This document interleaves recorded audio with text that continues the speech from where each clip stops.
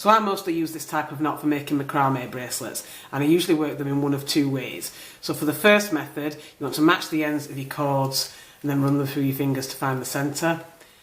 So you will form a loop like this, and you want to put this over the top of the cords that you have on the board. So these are the holding cords and this is the working cord that you're creating the knot with.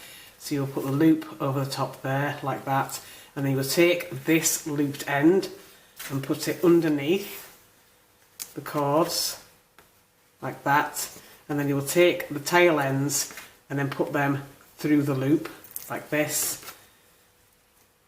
and you'll do that to form your first knot.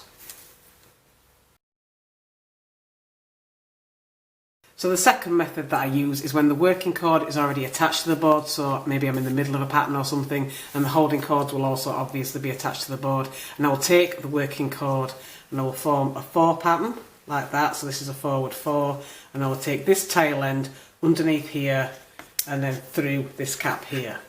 So it'll go like that, lift these up, pull through,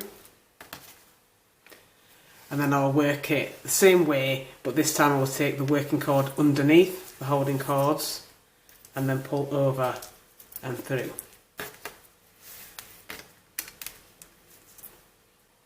So lastly, I will sometimes work the same knot that I just did there, but from the other side.